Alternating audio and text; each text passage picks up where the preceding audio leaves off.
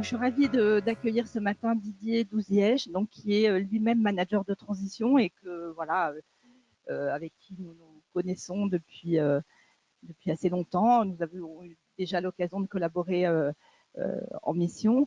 Voilà, donc Didier, tu vas également te présenter, mais est également un manager de transition, je trouve, qui réfléchit aussi, enfin qui apporte voilà, des éléments de réflexion sur le métier lui-même du manager de transition, qui rédige, voilà, qui écrit aussi beaucoup d'articles sur son site, blog, je ne sais plus, blog, voilà, que je vous engage également à consulter et qui intervient ce matin donc autour du thème de l'intelligence collective.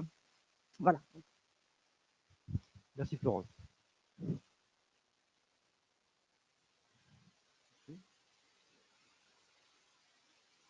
Bonjour tout le monde. Je propose une mise en condition d'abord. Asseyez-vous dans votre siège confortablement et je vous invite à fermer les yeux. Fermez les yeux et à vous concentrer sur votre respiration, sur 3 cycles de respiration.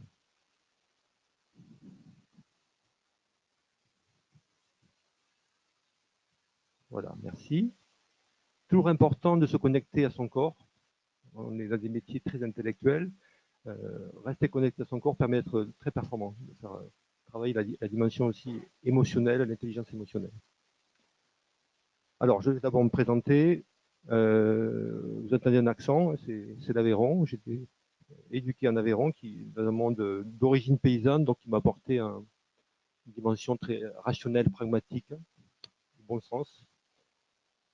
J'ai fait des études aux arts et métiers, là qui m'a apporté une dimension très rationnelle, l'ingénieur en métier très pragmatique, très terrain, une dimension aussi d'esprit de corps.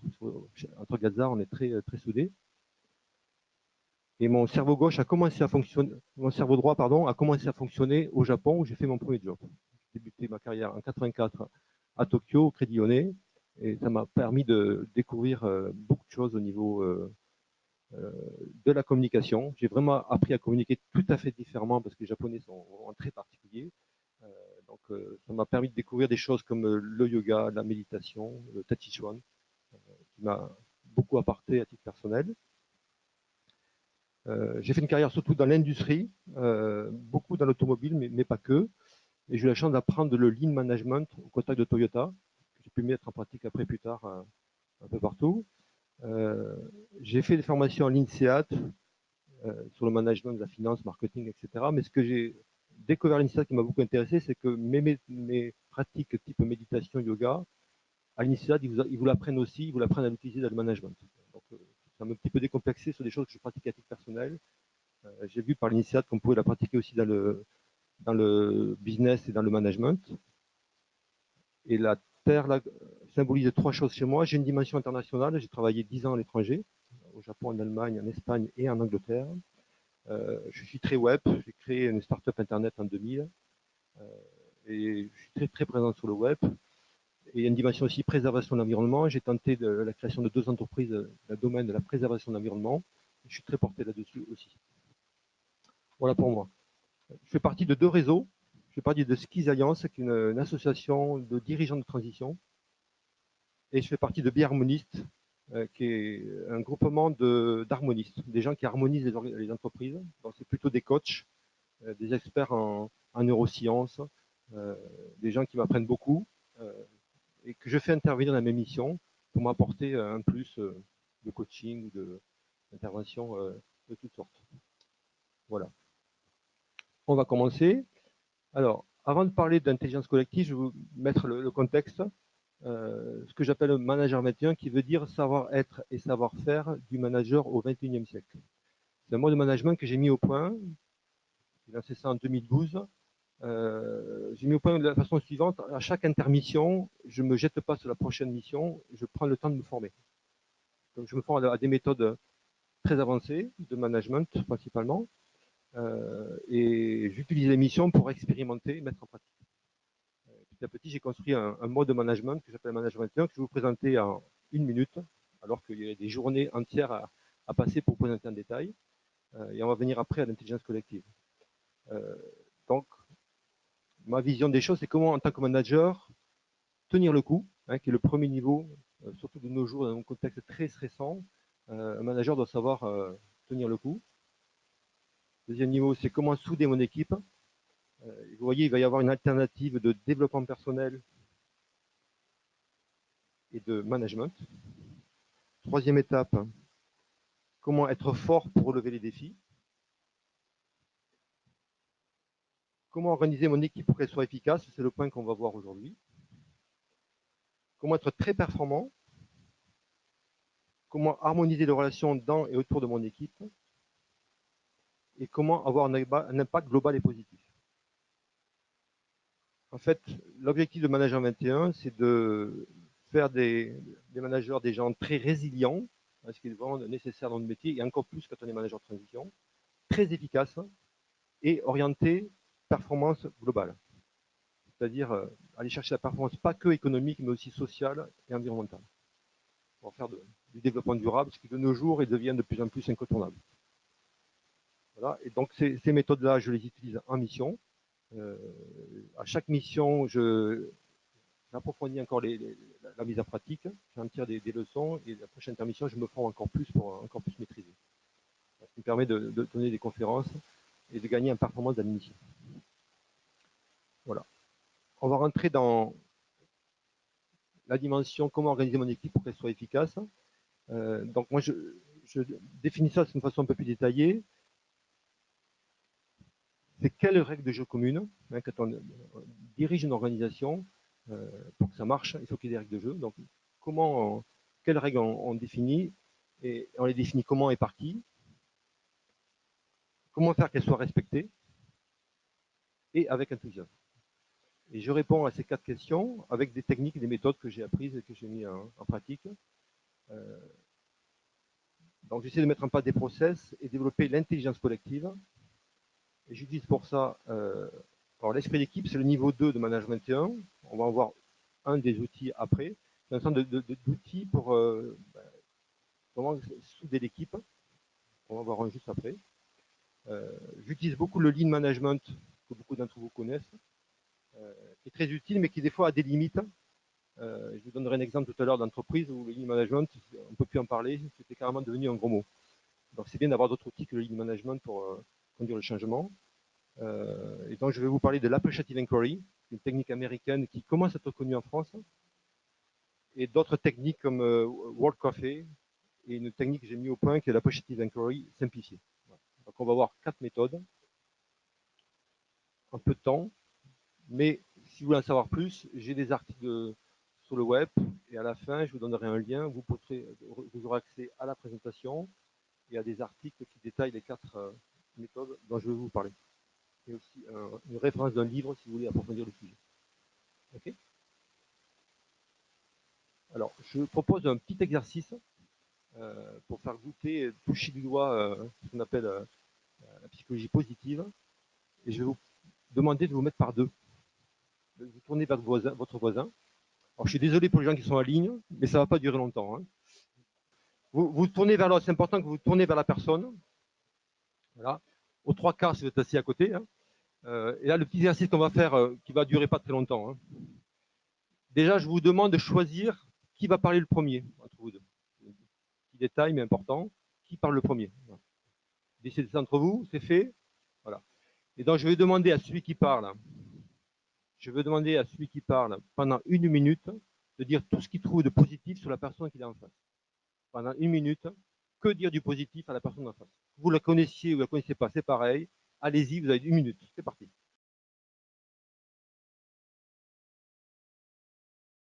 On va arrêter là, je vous remercie. On s'arrête. Il y a toujours des gens qui ne peuvent pas s'arrêter. Hein. Ok, merci beaucoup. Alors, on va échanger les rôles. Donc, celui qui a écouté maintenant, pendant 1 minute, va dire tout ce qu'il trouve de positif à son interlocuteur. C'est parti pour 1 minute.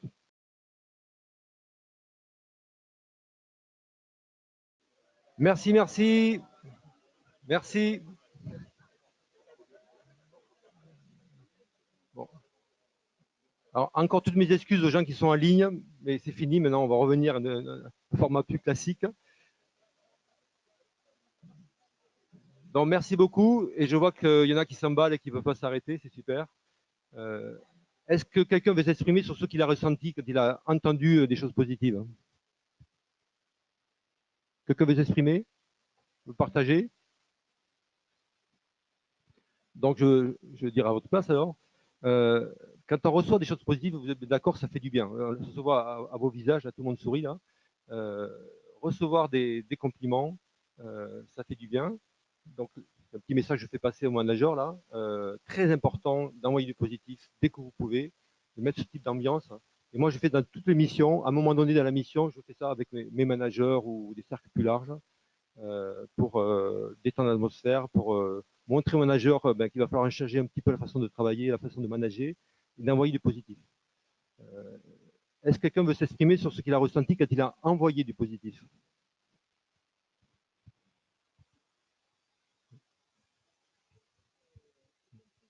Envoyer du positif. Enfin là, c'était l'état, peut-être l'humeur du matin. Mmh. Et puis, c'est un plaisir plus intellectuel parce qu'on essaie de formuler ce qu'on a ressenti. Mmh. Une autre forme de plaisir. Voilà, vous avez raison, c'est ce que je voulais entendre. Envoyer du positif, ça vous fait du bien à vous aussi. Donc, il faut le faire, quoi. Et c'est quelque chose que moi je fais souvent en début de mission et qui donne un peu le ton sur la façon dont on va manager l'entreprise à partir de maintenant. On va faire du boulot sérieux. Quand on manage en transition en général, c'est des choses très sérieuses, mais en même temps, on va essayer de donner du plaisir et se faire plaisir à soi-même. Ça permet de dénouer pas mal de problèmes, de renouer des relations entre des gens. Voilà, donc c'est un petit truc que je vous recommande, avec une petite démonstration de ce que c'est que la psychologie positive.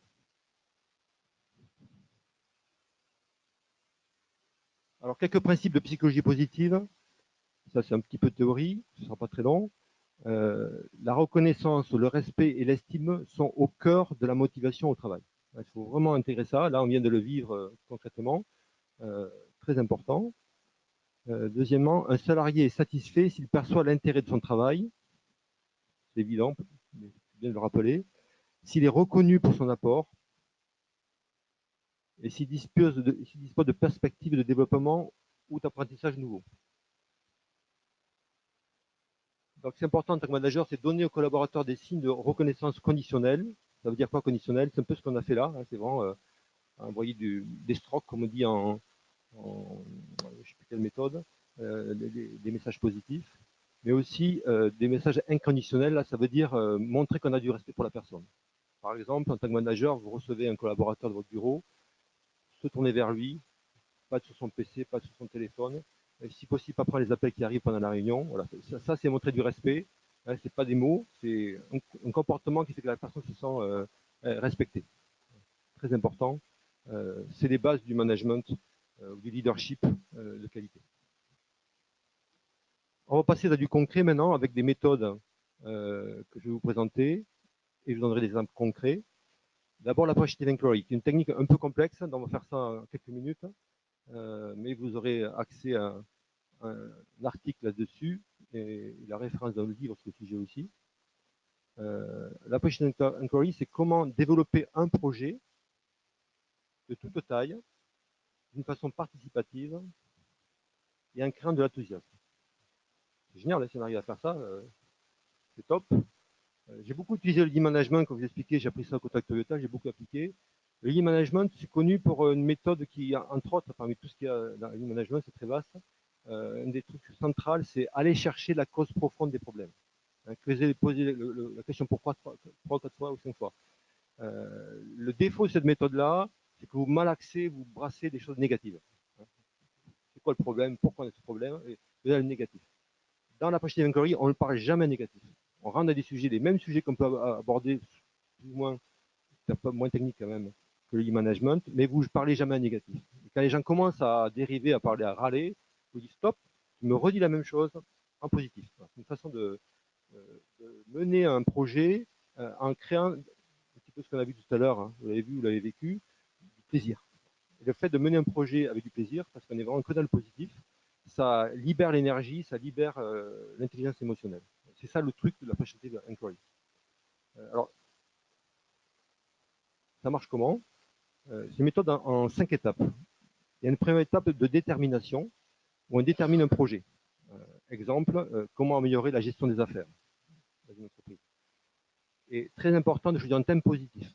On ne dit pas comment résoudre les problèmes de la gestion des affaires, mais comment améliorer la gestion des affaires. Vraiment toujours penser à être positif dans tous les termes que l'on emploie et dans les expressions que l'on emploie.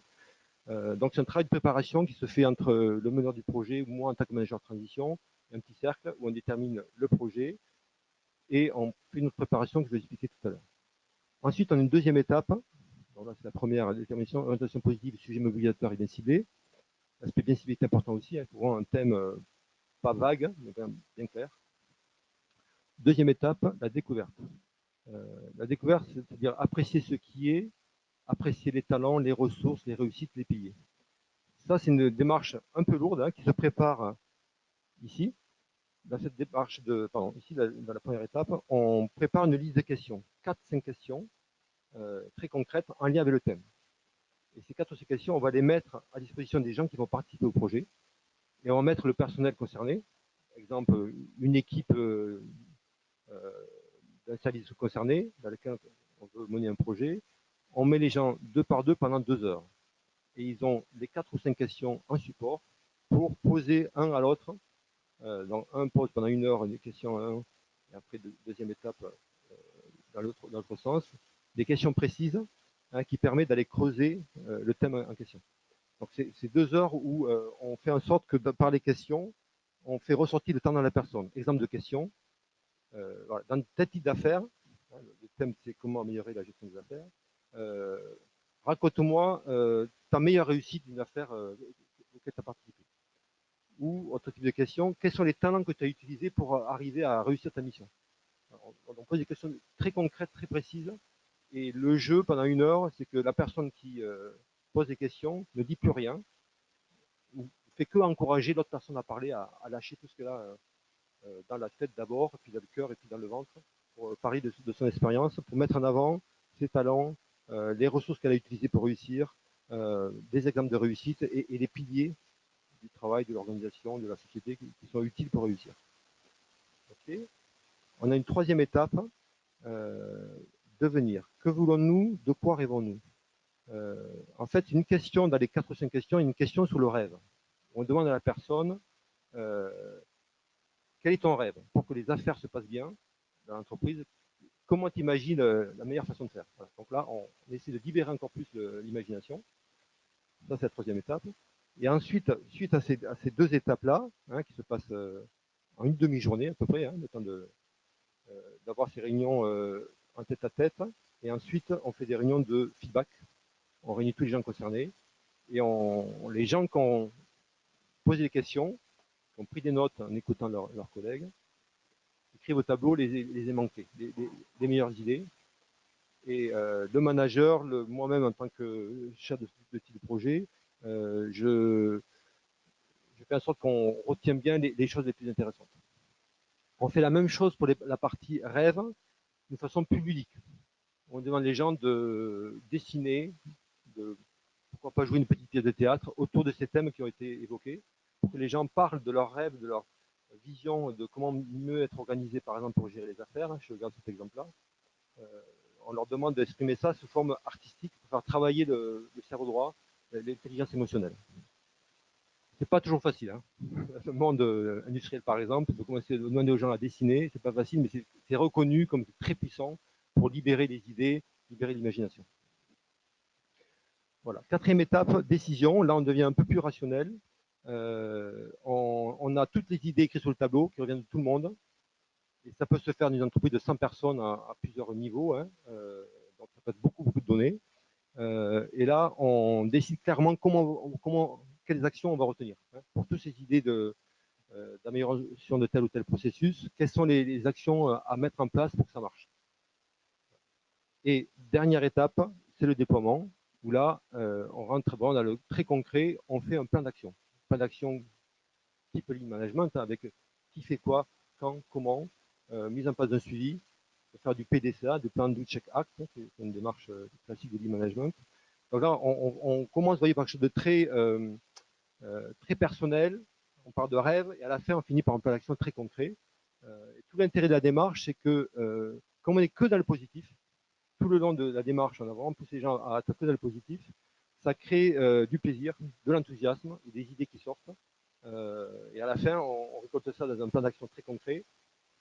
Et la démarche s'arrête là. Après, c'est une question de suite de plan d'action classique. Voilà ce que c'est que la Appreciative Inquiry, extrêmement résumé, bien sûr. En pratique, j'ai mis ça en place d'une entreprise dont j'étais directeur des opérations et président du CE. L'entreprise était dans un site de 500 personnes. Il n'y avait que 150 personnes. Ils avaient eu N plans sociaux. Ma mission consistait à dérouler un nouveau plan social. Le dirigeant d'avant avait préparé le plan social, il est parti juste avant le premier CE. Moi, je suis arrivé 2 jours avant le CE pour annoncer le plan social. Et un reparti pour encore moins 30 personnes sur 150. Donc encore un tour de vis, dans l'ambiance plombée, d'un contexte très, très exigeant. On faisait des systèmes électriques de sécurisation d'alimentation électrique pour des plateformes pétrolières, pour des centrales nucléaires, pour des Alstom, des crans du pétrole, etc. Donc un contexte très technique, très exigeant, très réglementé, et un plan social de plus. Donc, dans ce contexte-là, moi je faisais le plan social et je devais réorganiser la société pour qu'elle tourne malgré tout. Et donc j'ai utilisé ce genre de méthode pour mettre un peu du plaisir, du bonheur, de la motivation dans un contexte où les gens avaient le moral dans les chaussettes. Donc j'ai fait un projet avec cette démarche-là sur le thème comment améliorer les affaires. Dans ce métier-là qui était géré par des affaires de quelques centaines de milliers d'euros chacune, on a réuni une personne de chaque service clé, un chef de projet, un monsieur achat, un monsieur production, un monsieur SAV et un cinquième que j'ai oublié. Et on les a mis en salle pendant un jour et demi. La démarche a duré 3 demi-journées, pour pas trop perturber la production et l'activité. Et on a sorti un plan d'action qui revoyait la façon de gérer les affaires de la société, de recréer du lien entre les gens. C'était un des piliers pour relancer l'entreprise. Voilà, j'ai terminé sur cette méthode-là. Je vais passer à une deuxième méthode d'intelligence collective, l'appreciative inquiry simplifiée.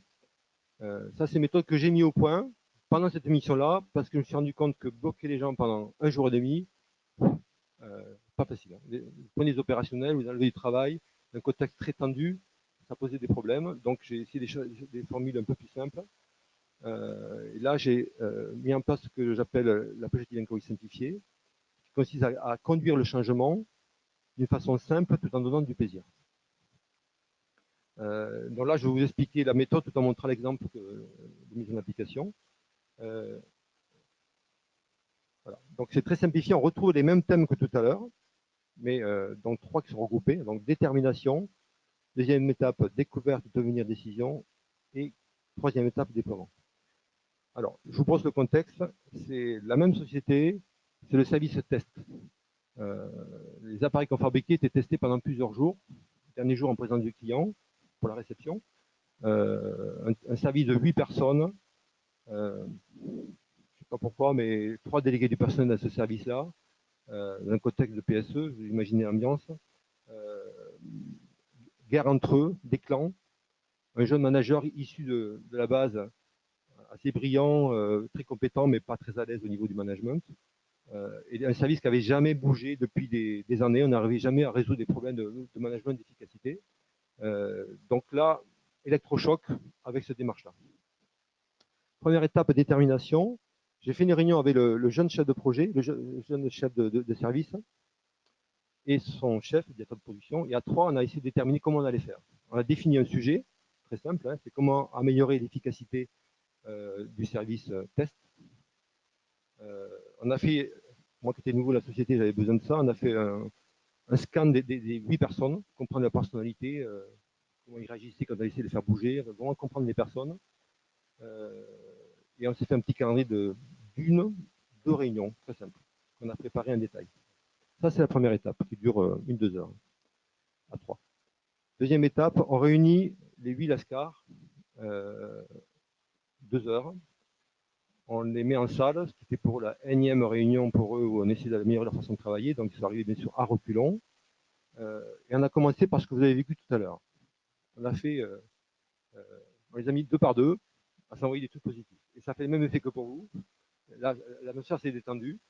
Il y en a un qui n'a pas joué le jeu, mais ils ont vraiment joué le jeu. Et ça vraiment, ils se sont dit, ah, c'est pas comme d'habitude. Et ça a vraiment permis de détendre l'atmosphère et de rentrer dans le vif du sujet derrière d'une façon beaucoup plus positive et engagée de leur part. Deuxième chose qu'on a fait dans cette réunion, on a brossé tout le processus de la société. Comment se déroule une affaire pour leur montrer toute l'importance qu'ils avaient. Donc là, on était dans le positif, sans trop le dire, mais alors, oui, vous êtes au centre, vous êtes à la clé, vous êtes au contact du client, vous êtes entre les services, vous êtes dans la communication. Donc on a essayé de bien mettre en avant l'aspect stratégique de leur position, l'importance qu'ils avaient. Et après, on a pris 4 thèmes qu'on a préparé la réunion de détermination. On a pris un premier thème qui est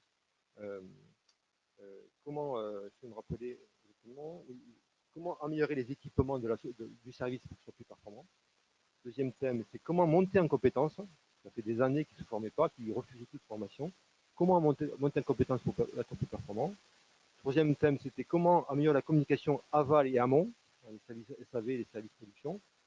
Voilà, il y a un quatrième thème.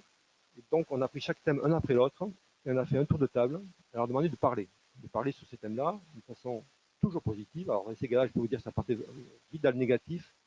On a employé la formule de tout à l'heure. Ils me répètent la même chose en positif, car vraiment, on n'arrivait pas à sortir du sujet. On écrit au tableau. Ok, d'accord, calme-toi, on prend ton idée, on prend ton reproche, ta remarque, on l'écrit. On traitera ça à la fin de la réunion. En fait, on n'a jamais traité le sujet parce que la réunion s'est tellement bien passée qu'à la fin, les sujets qui les irritaient étaient oubliés. Donc on a fait ce tour de table et on leur a permis de parler de leur métier, de leur fierté, de leurs compétences, de leurs idées. On a essayé, nous, managers, d'en dire le minimum, de laisser s'exprimer au maximum. Connaissant les personnes, leur psychologie, puisqu'on avait préparé la réunion, on a su un petit peu manier la discussion pour que ce soit le plus constructif possible. Et à la fin, on est sorti un plan d'action qu'ils ont, eux, fait. C'est eux qui ont décidé les actions à faire. Et ce qu'ils refusaient depuis longtemps, leur arriver par une démarche d'e-management ou par l'imposition des chefs ou d'autres méthodes plus classiques, là, c'est eux qui ont décidé le plan d'action. Ils se retrouvaient avec des choses à faire, du type ce qui a le plus marché. Je reconnais que tout n'a pas marché après, parce qu'on est retombé dans l'ordinaire, bien sûr, après. Hein. On a fait une deuxième réunion pour relancer. Et j'ai fait du coaching du manager pour maîtriser ça dans la durée.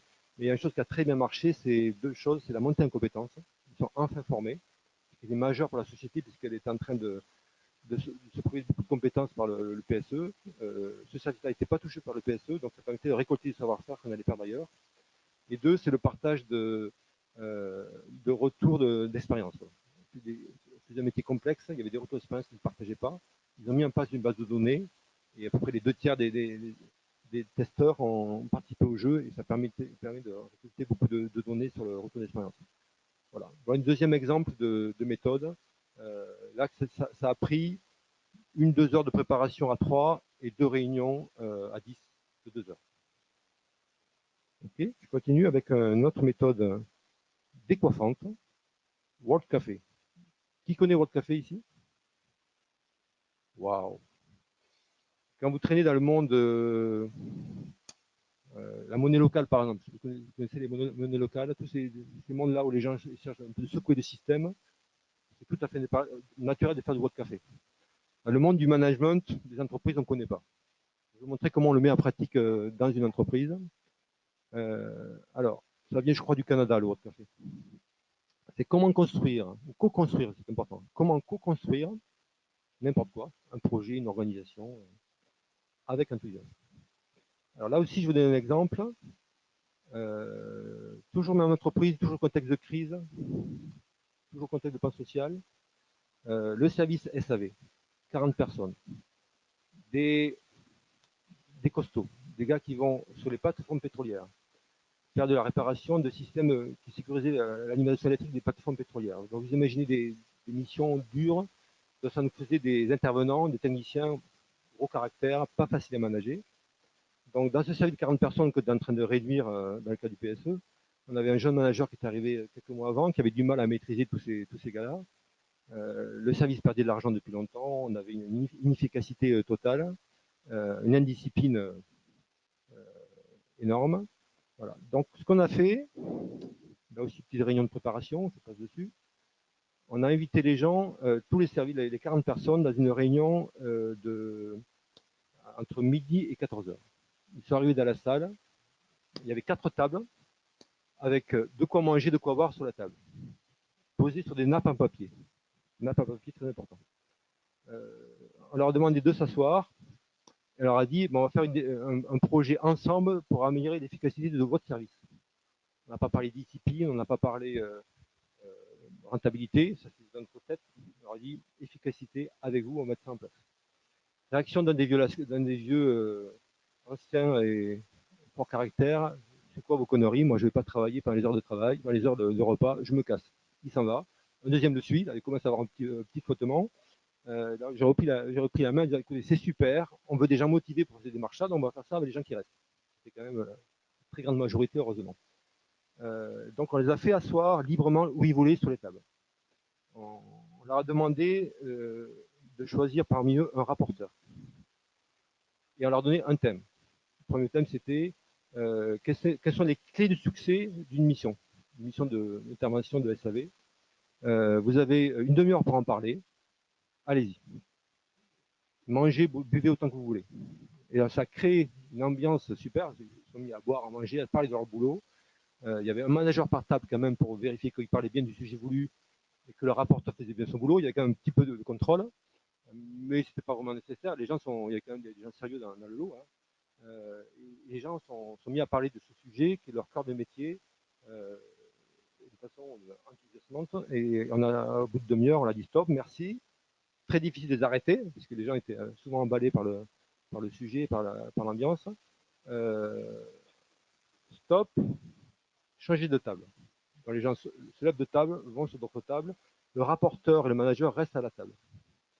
Ils se mettent donc à la deuxième table et le rapporteur rapporte ce qu'il a écrit sur la nappe, le principal de ce qu'il a retenu, et le transfère au nouveau de la table.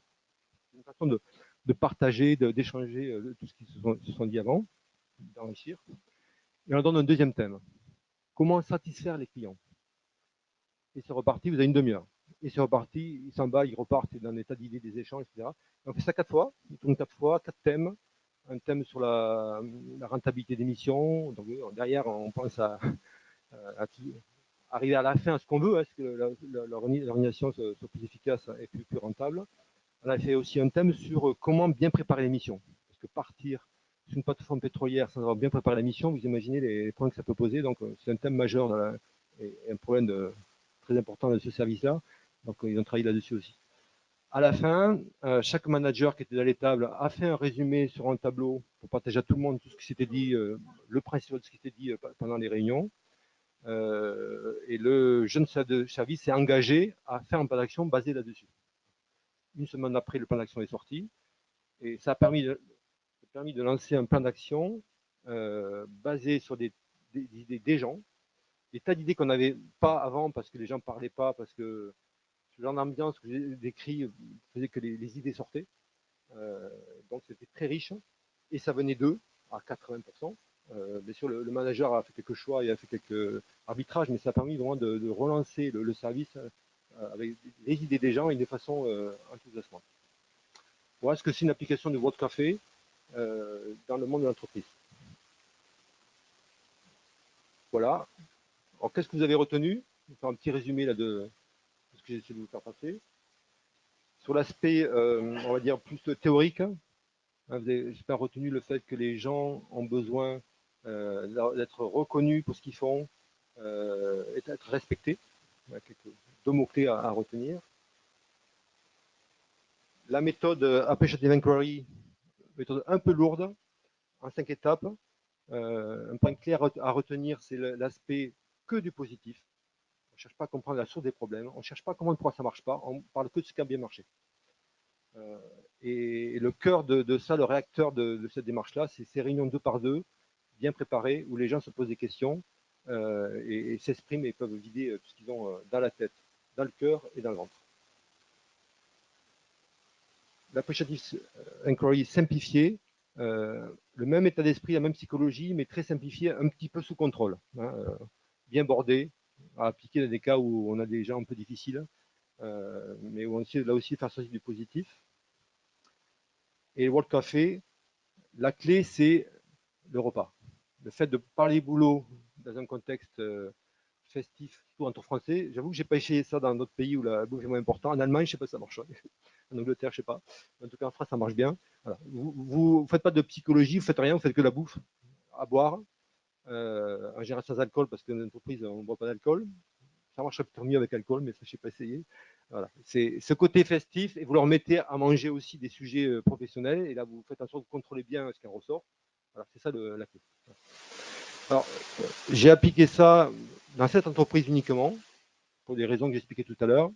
Le lean management est devenu un gros mot, donc je ne veux pas repartir sur des méthodes classiques de ce type-là.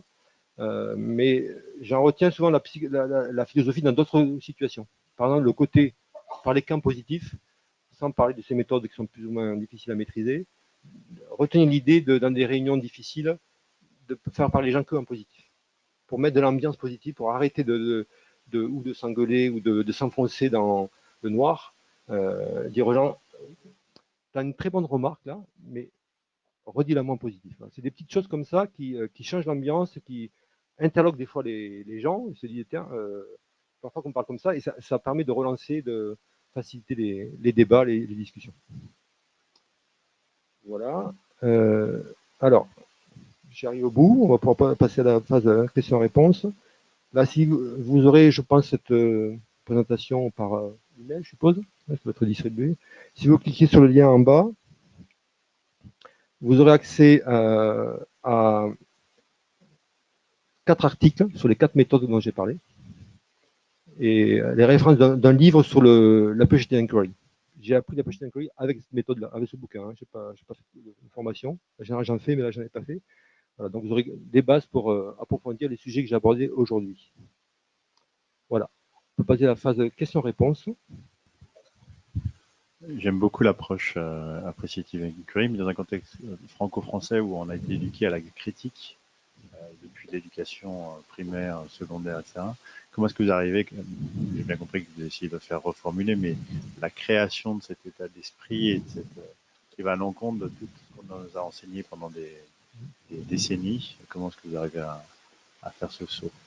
Alors, il y a un mélange de mise en condition, comme on a fait tout à l'heure, en fait. J'en ai fait une démonstration. Vous les mettez à faire quelque chose qui fait que, paf, ils tombent dans le positif. C'est une façon de faire. Et après, il y a un aspect management, c'est-à-dire, là, en tant que manager de transition, en général, on a un savoir-faire de manager où on s'impose aussi. Il y a un mélange des deux. Le côté, on le met dans l'ambiance, on fait en sorte qu'ils tombent dans le positif, par l'exercice tout à l'heure, par exemple. Et deux, un peu s'impose. S'il te plaît, tu arrêtes de critiquer, un peu de positif. C'est très bien, je pense que tu dis, tu as des très bonnes idées, mais tu redis-le moins en positif, s'il te plaît. Voilà. C'est un peu de mélange de mise en condition et un peu de fermeté. Ou, ce que je disais tout à l'heure, parce que des fois, des gars pas faciles, hein. Ok, d'accord. Okay, on va écrire ce que tu dis. On l'écrit. Alors, le gars, c'est sorti, c'est pris en compte. Et à la fin, alors, si c'est bien réussi, l'enthousiasme, le contexte, le fait qu'on traite le sujet par une autre approche positive, le sujet sera traité. Mais au moins, pour répondre aux questions, il faut que les gens puissent, des fois, vraiment sortir le truc qu'ils ont au fond du ventre. Ben, on l'écrit. Voilà. C'est déjà un grand pas en avant. Enfin, on écrit ce qu'ils disent depuis longtemps. Voilà. Je voudrais rebondir sur votre remarque. Je pense que paradoxalement, partir du négatif pour aller au positif, en tout cas reformuler en positif ce qui est négatif, c'est extraordinaire parce qu'on est extrêmement producteur. On est, je crois, quelle que soit la nationalité, on est plus productif en négatif qu'en positif. Et le fait, et donc ça veut dire qu'on va avoir des vrais sujets qui vont sortir derrière. Vous avez d'autres nationalités où il y a d'autres cultures qui sont extrêmement positives naturellement, et du coup, on a du mal à saisir ce qui est vrai, ce qui est important, ce qui n'est pas important, etc. Et je pense que quelque part, même si effectivement cette culture de critique peut desservir le pays, si elle est retournée avec l'approche que vous donnez, elle peut être géniale et c'est peut-être un résumé du génie français. Ouais, bonne remarque. C'est vrai que ça vient des États-Unis, hein, d'un pays toujours très positif, cette méthode-là. Ah oui, moi je voulais. On parle du jaillissement et comment on crée l'élan, le mouvement, etc. Le positif, comment on lance la confiance. On vide son sac, on s'exprime, on est créatif, on crée ensemble. Avec après la question, c'était peut-être pas l'objet de votre présentation là, de l'entretenir dans la durée, parce que la confiance dans un projet, ça s'entretient. Il fois ça part et après il faut que ça dure, hein, il faut que ça dure et que l'énergie continue à se mobiliser sur quelque chose. C'est vrai que Peut-être pas le sujet là. si, une très bonne question, parce que là, c'est des choses ponctuelles, je vous montre là, qui durent quelques heures ou quelques jours. Après, il faut que ça dure dans la durée, puisqu'on parle de plans d'action qui doivent se résoudre, se traiter en plusieurs mois. Et c'est vrai, c'est un gros challenge. Il faut beaucoup de rigueur. Je dirais, surtout tous les engagements qu'on a pris sous forme de plan d'action, il faut vraiment, en tant que manager, l'appliquer dans la durée. Que vraiment que tout ce côté positif qui est sorti, ça serve à quelque chose. C'est très important. C'est la base. Après, une ambiance vraiment plombée, ça ne suffit pas. Il faut de temps en temps retrouver des moyens de faire du festif, de faire du positif. Il faut arriver à trouver des occasions on ne peut pas refaire sur la réunion régulièrement, hein, parce que c'est très. Déjà, il y a beaucoup de matière à la fin, donc il faut déjà la traiter dans la durée. Donc je dirais il y a un mélange de rigueur dans la mise en application de tout ce qu'on a défini comme action après ces moments de créativité. Et deux, par dire moyen, des bons repas, des bouffes autour d'événements positifs. Ici, on entretient une ambiance positive. J'avoue que là, ça a été très difficile, puisque d'ailleurs, il y a eu des grèves, il y a eu remise en cause du PSE, c'est la guerre. Donc, j'ai mis un peu de positif dans un contexte vraiment très difficile.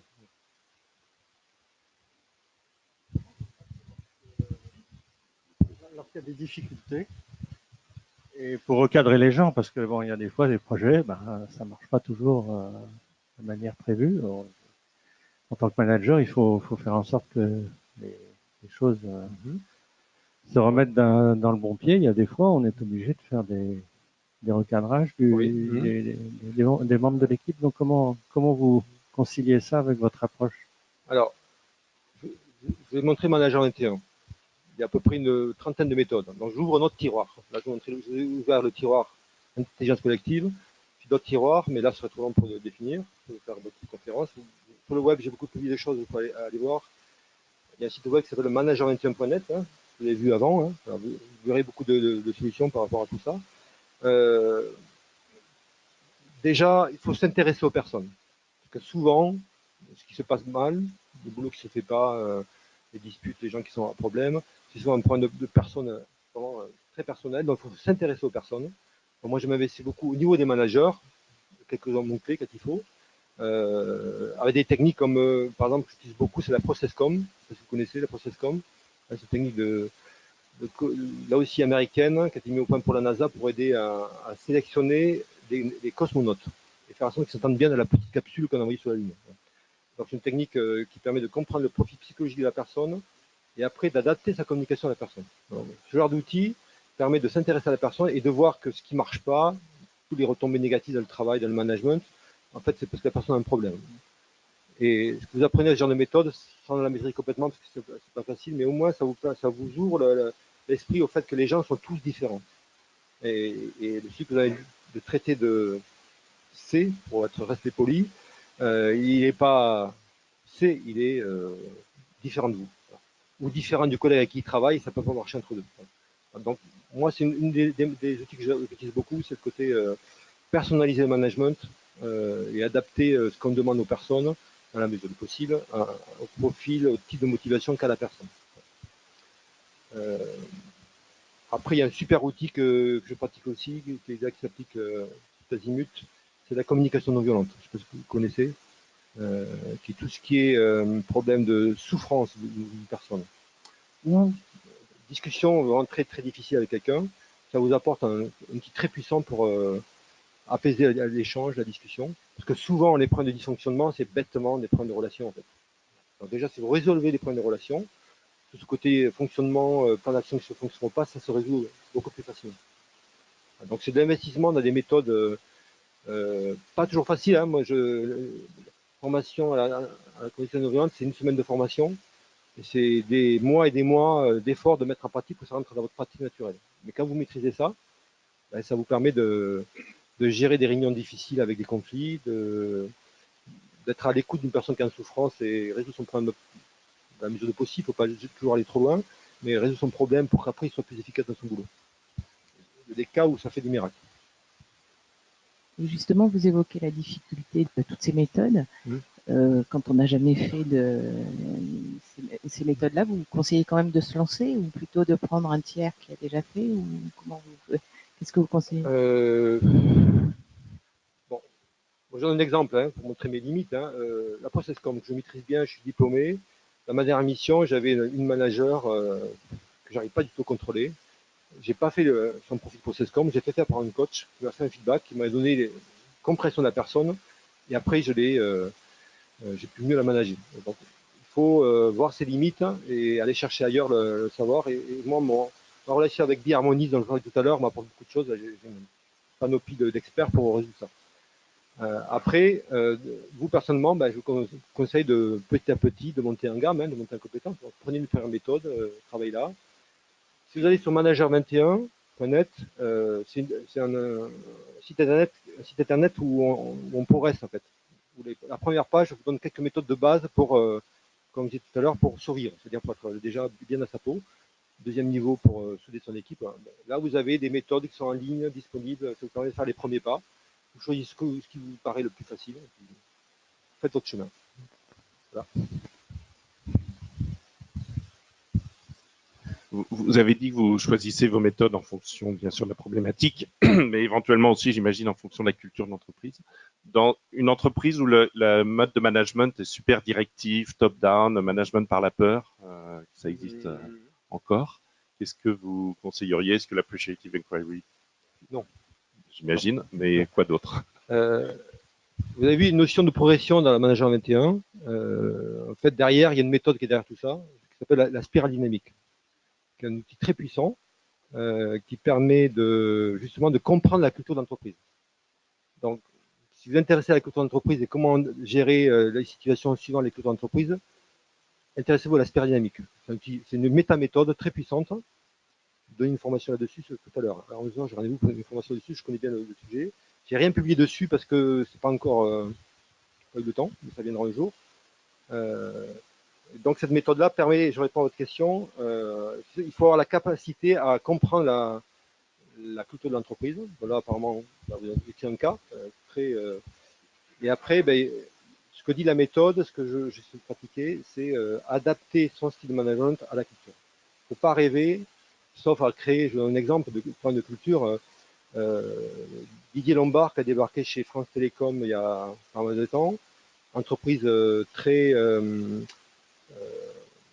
type fonctionnaire, pas ouvert au changement, avec beaucoup de processus très lourds. Et lui, il a voulu passer un cap culturel, il a voulu passer dans le monde capitaliste, l'efficacité, recherche de performance, etc. Il a fait ça à sa façon, vous connaissez les résultats, et il se retrouve au tribunal. Voilà, donc, parce qu'il a fait à sa façon, comme un manager arrive dans une boîte, il fait à sa façon, c'est surtout pas ce qu'il faut faire. Il faut avoir la capacité à comprendre la culture d'entreprise et adapter sa façon de faire. Et on ne change pas une culture d'entreprise comme ça. Ça demande. Alors, un cas concret comme vous le traitez, j'ai eu. J'ai dirigé la filiale d'un groupe allemand en France, qui marchait très bien. Les managers allemands étaient contents, il y a eu de bons résultats, ils ne regardaient pas les détails qui se passaient. Le dirigeant, avant moi, était un gars un peu comme vous décrivez, il était vraiment exploiteur, mais à un point incroyable. J'ai même trouvé des femmes ex-employées que je retrouvais chez des fournisseurs ou chez des partenaires qui avaient fui parce que c'est un prédateur aussi vis-à-vis des femmes. C'est le cas extrême.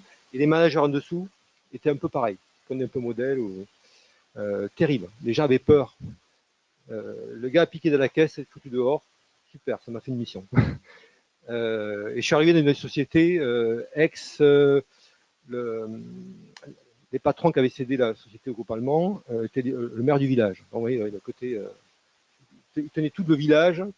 Les gens étaient vraiment à la merci de la société, mais très liés à la société. Et était arrivé un manager très exploiteur qui a profité de la situation pour exploiter, mais pour faire des bons résultats financiers. Je suis arrivé à changer la culture de l'entreprise, une mission de 14 mois. Un des éléments clés, c'est changer 2 ou 3 managers. Parce que vous ne pouvez pas changer une culture comme ça. Donc j'ai mis des managers que j'ai choisis culturellement adaptés au contexte. Des gens plus haut dans la spirale, pour parler en termes de spirale dynamique, c'est-à-dire plus ouverts, plus dans le management plus moderne, plus participatif, etc. Et je les ai accompagnés parce qu'ils sont arrivés à leur méthode et ils se seraient fracassés contre les anciennes méthodes. Donc il y a un aspect, mettre des personnes clés, des managers en particulier pour plus adaptés au style management vers lequel vous voulez aller, et vous les coacher, les accompagner en comprenant un peu ce qui se passe pour faire que le changement se fasse par étapes. Et là, on a utilisé beaucoup le lean management. On a passé un management à la dure, à la schlack, à un mode de management très serré, très, comment dire, très organisé, très rationnel, lean management. Voilà. Ça a été une petite étape pour déjà un peu moderniser le management.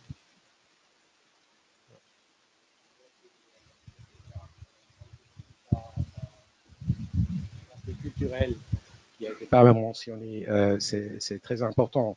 Mais en plus de ça, si vous entrez dans une entreprise, vous avez surtout aussi le savoir qui n'est pas toujours dans le management. Ça veut dire vous avez une structure de commande qui n'a rien à voir avec la structure hiérarchique. J'ai pas vu quelque chose là-dessus. Comment vous traitez ça? Je suppose, bon, tous les cas sont différents, mais il y a souvent un problème de lâcher prise des managers. Souvent, la clé, c'est, si j'ai bien compris votre description des situations, c'est des managers qui sont moins compétents que les gens de l'entreprise. Je ne sais pas si c'est ça que vous voulez dire comme situation. Là, de nos jours, c'est incontournable dans l'évolution des technologies, fait que souvent on arrive à ça. Hein. Les gens en position de manager, et puis les technologies évoluent, les jeunes rentrent avec des savoir-faire très pointus. En informatique, c'est vraiment le cas. Hein. Donc là, c'est la clé. Les cas extrêmes, c'est l'entreprise libérée. Parce que vous connaissez le principe d'entreprise libérée, c'est des entreprises où il n'y a plus de managers. Les managers sont devenus des animateurs. Donc sans aller jusque-là, qui est quelque chose de très un peu utopique, hein, la clé, c'est que les managers changent de comportement et arrivent à maîtriser leur équipe sans être le plus intelligent ou le plus expert dans les techniques qu'ils utilisent. Donc c'est un style de management différent, c'est savoir motiver les gens, savoir tout ce qu'on a vu tout à l'heure, le côté les motiver par la reconnaissance, et ça demande des managers aptes à changer. Hein. C'est pas toujours facile. Hein. Alors, je donne un cas un peu extrême. Hein. J'ai passé une conférence d'un patron d'une boîte très connue en France qui a libéré son entreprise, qui est passé en management de libéré, chef. Sur les managers, un tiers a joué le jeu, ils se sont régalés, ils sont partis là-dedans. Un tiers a foutu le camp, a craqué, ils n'ont pas pu supporter ça. Et un tiers a dû être coaché longuement pour arriver à les faire passer le cap. Ouais, c'est un problème de manager surtout. Hein, il y en a qui n'y arriveront pas. Il y en a qu'il faut vraiment fortement aider. Et puis il y a une petite partie qui s'y retrouve. Je ne sais pas si j'ai répondu à votre question. Avez-vous déjà appliqué le mode de management en entreprise? Oui, depuis à peu près 2012, j'ai mis ça au point. Je l'applique chaque fois, plus ou moins. Le cas d'entreprise tout à l'heure où j'ai remplacé un dirigeant qui était avec un management vraiment très dur. Là, je l'ai appliqué à fond. Il y a des cas où c'est beaucoup plus discret parce que c'est pas le sujet. Le sujet est très technique. Je donne un exemple. En 2017, j'ai mené une mission de président d'une société qu'on devait couper en deux. Donc très technique. Donc le sujet, c'était pas management. On était là pour couper la boîte en deux avec des aspects très techniques. Je passe les détails.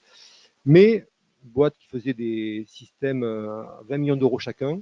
Hein, donc des très gros projets, des gros clients de l'énergie, très grosse pression. Il y avait 4 burn-out dans l'entreprise, une tentative de suicide juste après que je sois arrivé, et une spécialiste, un psychologue était passé, avait fait une analyse, stress généralisé, 15% de souffrance. Donc là, j'ai fait un peu de management 21, j'ai fait mon travail de couper la boîte en deux avec tous les aspects qu'il y avait autour de ça, mais à côté, j'ai mené un projet de faire baisser le niveau de stress de l'entreprise. Voilà ma réponse. Des fois, je l'applique à fond et des fois, c'est sur des sujets pointus. Est-ce que les méthodes présentées sont applicables à toutes en circonstances? Non. Clairement, il faut faire attention de ne pas s'emballer. Hein. Ah, c'est super cette méthode, je vais l'appliquer. Il faut bien réfléchir. J'applique beaucoup plus le lean management que ça. Là, je vais expliquer le contexte. Le lean management, c'était plus possible et avait besoin d'envoyer du positif. Le management aurait encore plus plombé l'ambiance où les gens n'auraient pas marché. Voilà, donc c'est un exemple où j'ai pu l'appliquer, mais ce n'est pas toujours le cas. Quel est le degré d'implication du personnel dans la mise en œuvre de ces méthodes? Très bonne question. Déjà, on choisit des personnes. Enfin, dans le cas de la première méthode Appreciative Inquiry, sur les 150 personnes, on a choisi les 5 les plus adaptés. Donc déjà, on fait en sorte que se mettre dans bonnes conditions. J'avoue que j'ai eu un raté. J'ai essayé d'appliquer l'Appreciative Inquiry dans le service commercial du SAV. Et là, on s'est planté parce que on n'a pas trop le choix, on a pris les commerciaux, on n'avait pas beaucoup. Ils sont révélés pas très bons commerciaux, donc on a attaqué un projet à des gens qui n'étaient pas adaptés. Donc là, ça n'a pas marché. Donc, très important de choisir les bonnes personnes. Et quand vous ne choisissez pas parce que vous faites un service entier, voilà pourquoi j'ai fait une méthode plus simple. Où là, vous maîtrisez mieux, prenez moins de risques, vous faites moins de réunions. Voilà, il faut donc faire part de bonnes réflexions avant d'avancer. Et bien maîtriser, bien sûr, parce que vous partez sur un terrain très nouveau pour les gens, donc il faut bien maîtriser. Notre attitude et notre ouverture d'esprit sont là aussi essentielles pour l'accueil de la démarche. Je répète, notre attitude et notre ouverture d'esprit sont là aussi essentielles pour l'accueil de la démarche. C'est pas une question, c'est une remarque, mais je suis d'accord. Ok. Comment procéder s'il s'avère que les difficultés rencontrées dans le service ont une origine qui lui est externe? Par exemple, un problème de stratégie de l'entreprise. Wow. Alors, c'est l'avantage, moi j'interviens toujours souvent en direction générale. Donc l'aspect stratégie, je le maîtrise aussi et ça me permet d'éviter ça. Et c'est vrai qu'on peut se retrouver à intervenir à un niveau où on doit faire avec. Ouais, là j'avoue que c'est comme l'histoire de l'entreprise que j'ai coupée en deux. Hein.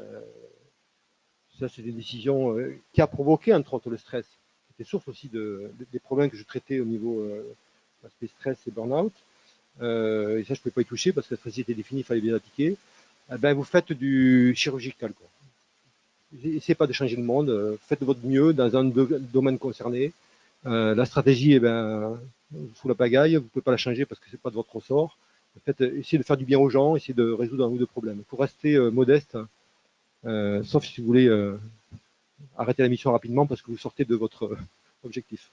C'est tout le problème, hein, quand on a ces idées-là, il faut en même temps répondre aux besoins des clients. En fait, comme moi maintenant j'annonce la couleur, je vais faire que des missions avec du positif. Et Thierry Grimaud, là, chez le client, avec le client cette semaine, il a parlé de manager 21 au client. Il n'a pas cité le nom, mais donc comme quoi on peut arriver à imposer ces idées-là. Pouvez-vous répéter le nom de la méthode? Alors, il y en a plusieurs. Hein. L'appreciative inquiry, l'appreciative inquiry simplifié, et puis World Café, World comme le monde, café comme en français. Et la première, c'était AIP, attitude intérieure positive, la technique qu'on a fait au tout début. Voilà les questions. Est-ce qu'il y a d'autres questions?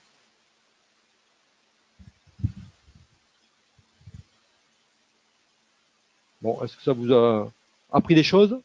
Instructif? Clair? Bon, ok, super. Non. Merci.